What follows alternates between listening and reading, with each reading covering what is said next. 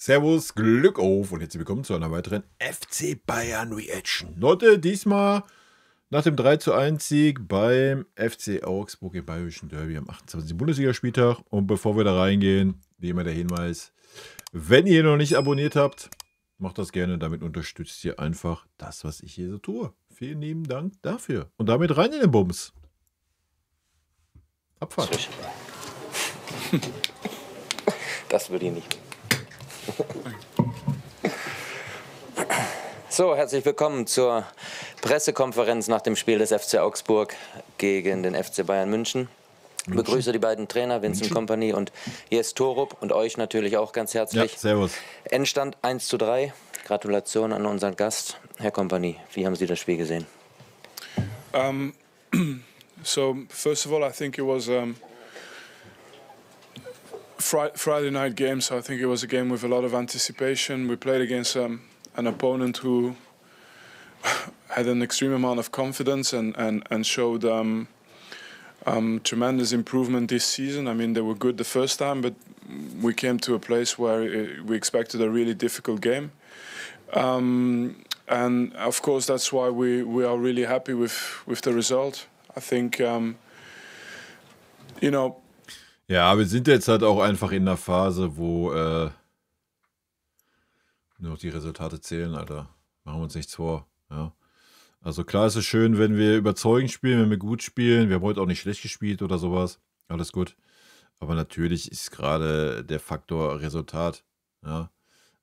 Und heute war der Faktor einfach die rote Karte, ja, die ein bisschen hart war, meiner Meinung nach. Das war das Spielglück heute. Sonst wäre das Spiel vielleicht anders ausgegangen. Aber hätte die Fahrradkette interessiert am Ende keinen. Wir haben 3:1 gewonnen. Und gut ist, ne? If you take away, I mean, you can't take it away. But if you consider the first goal, then for us that we conceded, the goal that we conceded, I think that the first half and the second half, I think we were quite solid defensively, and then of course the game has its own story. But I felt that after being 1-0 down and how the team stayed calm and worked itself way back into the game and was patient, I think that was a good sign, because these moments can happen. And in these moments you have to be mentally solid and stable, and I think we did that today.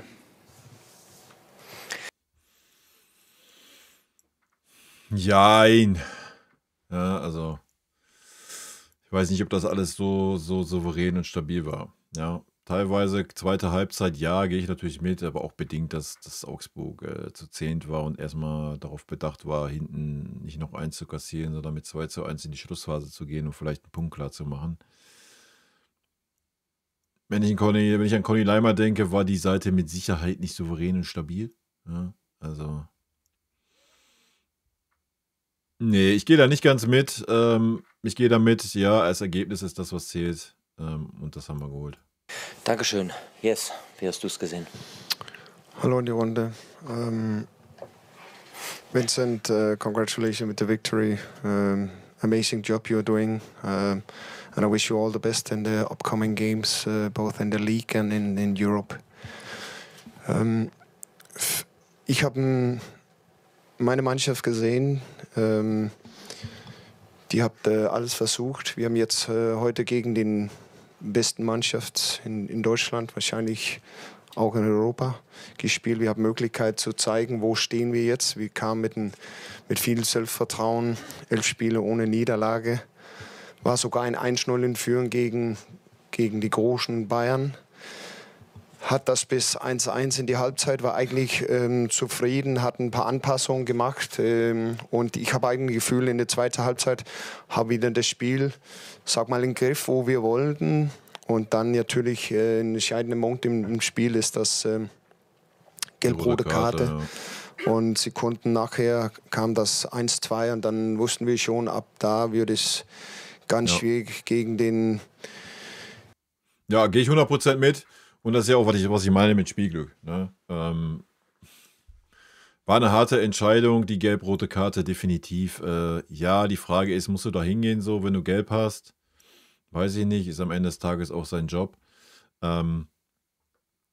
Heavy macht da ein bisschen viel raus, so ehrlich muss man sein. Ja? Ist natürlich sein Job. Eine Berührung war da, aber ja, also in der realen Geschwindigkeit habe ich auch gesagt, ja, ist gelb, Alter. Ja. Wenn du dann die Wiederholung siehst, dann würdest du sagen, ey, nee, ist niemals gelb. Ja. Weiß ich nicht. In diesen Situationen, ja, der Videoschiri darf nicht eingreifen, weil es nur um eine gelbe Karte geht, auch wenn es am Ende eine gelb-rote Karte ist. Es wäre schon schön, zumindest wenn es um gelb-rote Karten geht, dass sich auch solche Szenen angeschaut werden. Ja, weil hätte der Schiri sich die Szene angucken können auf dem Monitor, hätte er keine gelbe Karte gegeben. So starken Gegner, auch offensiv. Und ja, wir haben versucht bis zum Ende und hat da die letzte, sag mal, 15 Minuten ein bisschen Risiko eingegangen mit 2 Stürmer. Merken, habe wohl den halben Chancen am Ende, am 90 Minuten darauf gehofft. Hat leider nicht gereicht und am Ende haben wir wohl auch verdient verloren. Leider haben wir das nicht geschafft, das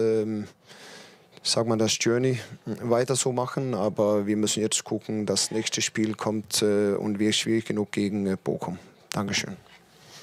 Danke dir, Jes. Kommen wir Ja, aber die Entwicklung, die Augsburg genommen hat, mal Hut ab, ne? zu euren Fragen. Frank Linkesch vom Kicker war die erste Hand. Ja, Frage an Herrn Kompany. Können Sie schon was zu Jamal Musiala sagen, der Art der Verletzung, und welche Optionen personeller Art bleiben Ihnen denn jetzt noch, ihn zu ersetzen, wenn er ausfallen sollte? Ja, welche Optionen bleiben? Thomas Müller in die Mitte, Michael Olisse in die Mitte und ein Serge auf die rechte Seite. That's all. Das sind die Optionen, die da sind. Oder Rafa Guerrero wäre vielleicht auch noch eine Option. Ne? Ja, ich glaube, die Optionen, die wir haben wir schon im Laufe dieser Saison Gesehen, gezeigt. Ich meine, wir haben schon einige Male ohne Jamal gespielt. Und okay, leider, ich bin kein Arzt natürlich und ich will jetzt auch nicht zu viel vorausschauen, aber leider sieht es so aus, dass er wahrscheinlich ausfällt. Die genaue Analyse. Also so wie es aussah, würde ich sagen, Minimum 3-4 Wochen, dann bist du gut bedient, wenn es nur ein kleiner Muskelfaserriss ist. Ja? Wenn da irgendwas gerissen ist, dann kann es auch länger gehen. Also das sah jetzt nicht so aus, als würde er jetzt nach einer Woche wieder auf dem Platz stehen können. Ja? Und wenn, dann nimmt man wahrscheinlich dann großes Risiko, dass es was Schlimmeres wird. Machen wir entweder Aber auch ich bin kein Arzt. heute Abend oder morgen früh noch. Ich weiß, kaum zu glauben. Und dann Und bekommen ich weiß, das triggert die Leute, wenn ich hier nach 2 Wörtern anhalte. Ne? wir unsere Deutlichkeit. Aber trotzdem gibt es bei mir auch sofort dieses Gefühl, dass wir unsere Momentum nicht abbrechen dürfen, weil solche Momente passieren. Und was ich damit meine ist, wir haben uns jetzt erarbeitet, um in diese Situation zu kommen, wo wir sind. Viel mehr kannst du in diesem Moment nicht machen und die nächsten 6 Spiele in die Bundesliga und in die Champions League wollen wir jetzt einfach unsere Chance nutzen, dass wir was gewinnen, dass wir Erfolg haben und deswegen dürfen wir auch nicht zu viel mitnehmen von die Geschichte, die manchmal schade sind und müssen wir viele Starke holen aus was wir schon gelöst haben diese Saison und es war schon einiges. Dominik Mesch, Presse Augsburg. Jetzt, du hast die Situation mit Cesiger angesprochen gegen Kane. Wie hast du sie gesehen? Und die Frage danach, Cesi war ja schon früh gelb vorbelastet. Schlotterbeck kam dann. War es keine Alternative für dich, ihn vorher rauszunehmen? Schiedsrichter hat ja das eine oder andere Mal schon in seine Richtung davor geschaut. Ja, ich habe das nochmal in Zeitlupe angeschaut. Für mich trifft er den Ball, aber okay, ich werde diese Woche, habe ich mir selber versprochen, keine Vorwürfe an den Schiedsrichter. Jetzt Fokus auf unsere Leistung. Und ja, du hast recht, ich habe natürlich überlegt, habe ja auch letzte Woche, hat er auch ein Gelb bekommen und ich habe mit ihm gesprochen über eine Halbzeit und er hat gesagt, bleib ruhig, ich kann das und so weiter. Und das habe ich gewartet, weil ich habe ein Gefühl, er ist mit der Mannschaft sehr gut im Flow und deshalb ist es so geblieben. Man kann auch sagen, soll er den Risiko eingehen, wir sind 3 gegen 1 und so weiter. Aber für mich war es keine gelbe Karte, aber so ist das. Ja, gehe ich mit. Christian Kunz für die dpa, bitte. So ehrlich muss man sein. Eine Frage an Herrn Kompany. Sie haben gesagt, Sie müssen Stärke mitnehmen. Wie viel Stärke nehmen Sie jetzt für Inter mit und was erwartet Sie da? Ja, die Stärke, dass wir... Also von dem Spiel, ich weiß nicht, was du von dem Spiel für Inter mitnehmen sollst. Dass ein Sané gerade eine aufsteigende Form hat, dass Gnabry ein Faktor war, wo er eingewechselt wurde. Der Rest, Positives nicht, negativ. Conny Daim als Rechtsverteidiger ist eine Farce. Palhinha mit Kimmich zusammen ist eine Farce. Das muss anders angeordnet werden. Müller auf für 10. Muss sich steigern. Schwierig. Wie gesagt, wir haben schon 12 Spiele gespielt mittlerweile in dieser Champions League. Und die letzten 2 waren gegen Leverkusen. Und das war dann ganz gut. Wir haben seitdem auch nach der internationalen Woche wieder unsere Spiele gewonnen. Und wir haben eigentlich schon eine gute Anfangsposition für diese Spiele. Und natürlich kommt diese Information, von welchen Spiele dabei ist und nicht dabei, natürlich mit rein in diese Geschichte. Aber trotzdem für uns, wir sind, wo wir sind. Und es bleibt Fußball und die Jungs, die dieses Spiel anfangen werden gegen Inter Mailand, die werden auch Bayern München spielen sein und talentvolle Spiele sein. Und in denen haben wir auch Vertrauen. Bitteschön. Ja, hallo, David Fehr von Bild. Herr Kompanie, können Sie schon sagen, noch eine Nachfrage zu Jamal Musiala, können Sie sagen, gehen Sie davon aus, dass es in Anführungsstrichen nur ein Faserriss ist oder befürchten Sie sogar, dass es ein Bündelriss ist im Oberschenkel? Und können Woher soll er das wissen, Alter? Sie sich die vielen Verletzungen erklären oder ist das einfach Pech und blöder Zufall? Naja, also Pech und blöder Zufall können wir jetzt mal langsam aber sicher ausschließen. Na, das muss man mal knallhart so sagen. Also letzte Saison war es ja nochmal eine Etage schlimmer. Aber es kommt natürlich nicht von ungefähr, dass die ganzen Verletzungen jetzt kommen. Ja, das muss man auch mal ganz klar sagen. Das ist einfach die Belastung. Ja, Punkt. Da brauchen wir gar nicht drum herum reden. Das ist einfach die Belastung, die diese Spieler haben. Das sind alles Nationalspieler, die sind unterwegs die ganze Zeit. Die haben keine 8 Tage mal Pause oder sowas. Die sich spielen rund um die Uhr, reisen rund um die Uhr. Das ist einfach der Belastung geschuldet. Punkt. Da muss man gar nicht drum herum reden. Ja. Habe ich aber auch schon an anderer Stelle gesagt, sind die Spieler aber auch selber schuld. Ja. Die Spieler, gerade so Musiala will 25 Millionen verdienen, ja, dann hat er alle 3 Tage zu spielen und die Schnauze zu halten. So klipp und klar muss man das auch mal sagen. Ja. Da muss man dann nicht rumzetern, rummeckern. Dann müssten die Spieler alle mal eine Schippe zurücknehmen. Wenn so Musiala sagen würde, ja, ich spiele für 12 Millionen, dann könnte sie halt auch sagen, ja komm, dann kann ich noch einen verpflichten, der kriegt auch nochmal 12 Millionen und dann habe ich da einen Ersatz. Ja. Und man kann eine Belastungssteuerung machen. So kannst du halt keine Belastungssteuerung machen. So kannst du einen Thomas Müller reinwerfen, der, wie man heute wieder gesehen hat, absolut über sein Zenit ist und absolut gar kein Ersatz ist für einen Jamal Musiala. Ja. Und ansonsten hätte man einfach mal ein paar Jugendspieler behalten sollen oder mal ein bisschen mehr Vertrauen in Jugendspieler stecken sollen. Ja. Der dann halt einfach mal zur Belastungssteuerung da so ein Musiala ersetzt. Ja. Ich meine, man hat ja dann schon vorsorglich einen Olisse rausgenommen in der 66. Minute. Weil wenn der auch noch ausfällt, dann kannst du die Mannschaft nämlich offensiv abmelden. Ja. So ehrlich muss man halt auch mal sein.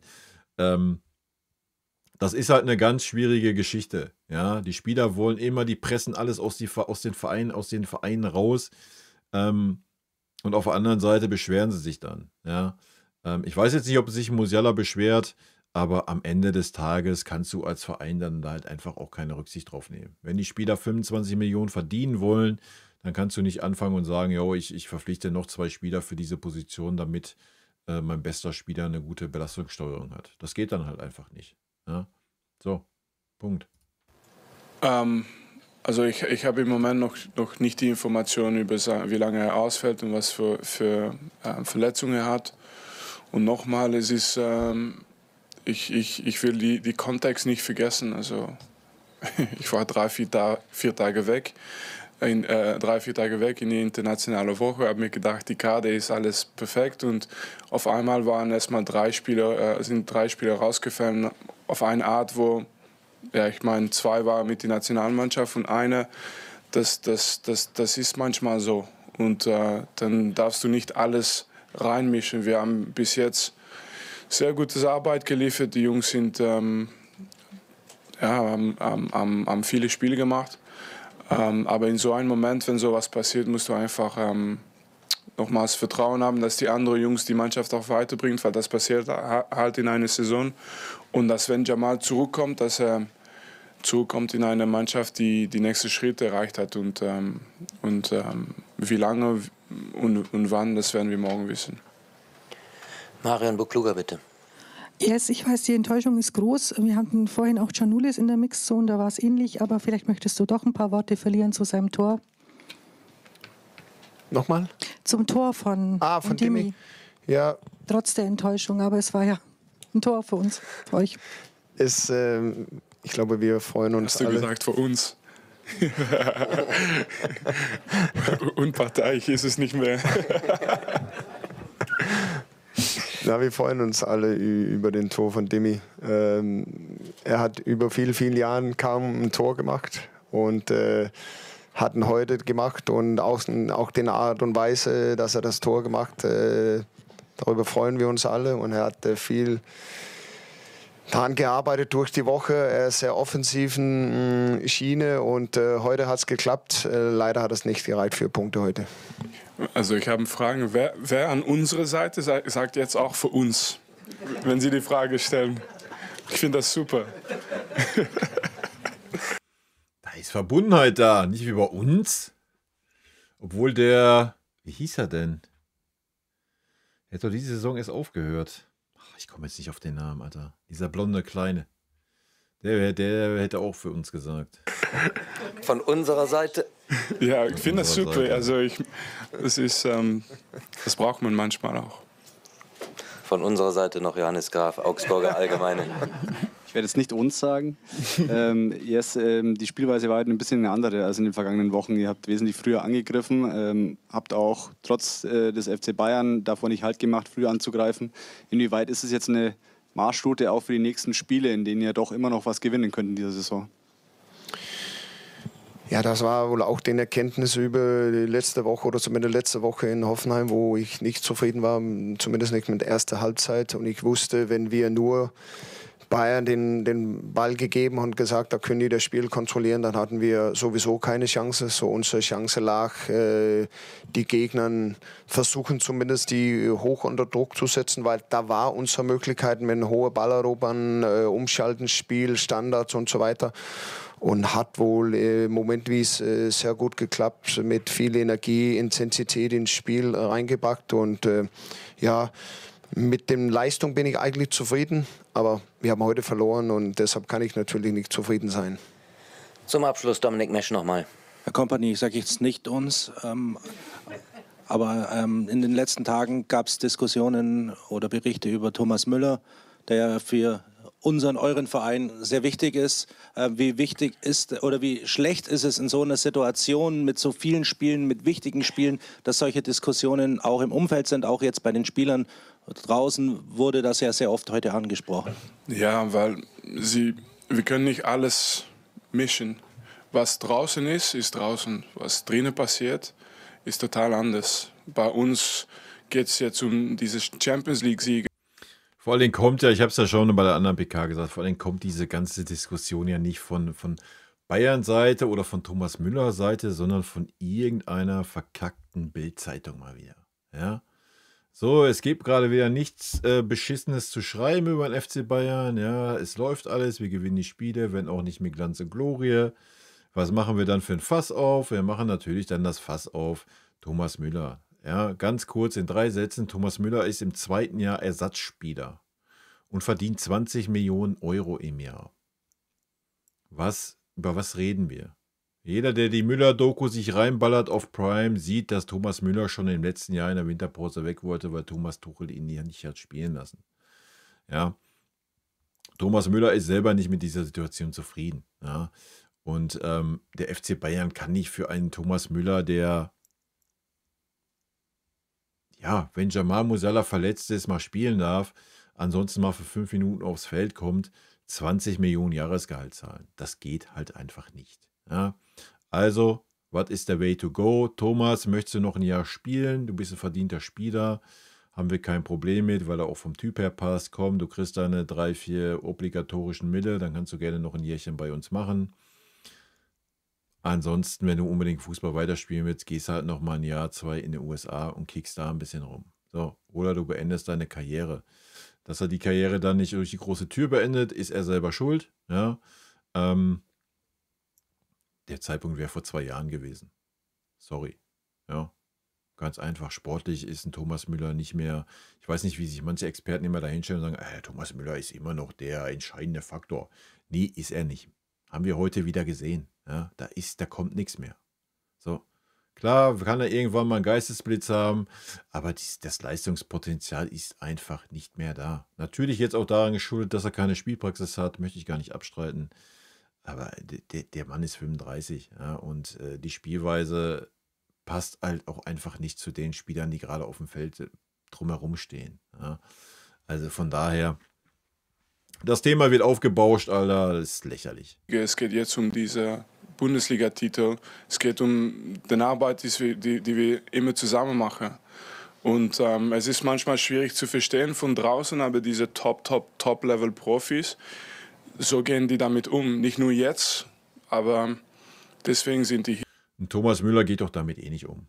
So, auch da habt ihr das in der Doku sehr schön gesehen. Da sitzt der Ludwig Gögel und noch irgendein Berater. Die sitzen beim Thomas Müller. Thomas Müller sagt, ey, ich möchte gerne spielen.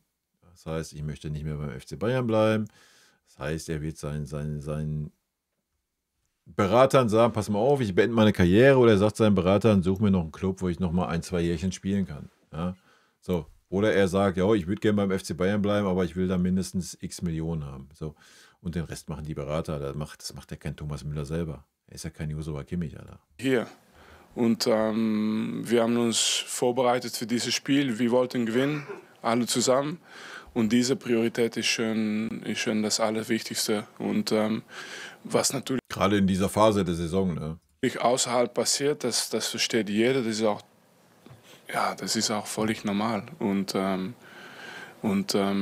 Aber wir dürfen nicht mischen. Das beeinflusst nicht meine Arbeit, auf jeden Fall nicht. Das beeinflusst die Öffentlichkeit und da haben wir auch Respekt für. Danke. Dankeschön euch allen. Allen einen schönen Abend und unseren Gästen viel Erfolg nächste Woche. Danke. Und schönen Abend. Danke. Ciao. Ciao. Ciao, ciao. Ja, Leute. Das war's. War doch mal eine ganz, ganz entspannte Geschichte. Und mal eine PK, die nicht ganz so schlecht war, fand ich. War schon ganz, ganz okay.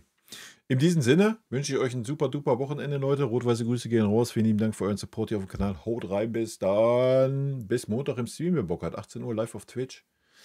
Dann werfen wir mal einen Blick voraus auf Inter. Tschüssi. Vielen lieben Dank für euren Support hier auf dem Kanal. Und in diesem Sinne, gute Freunde kann niemand trennen.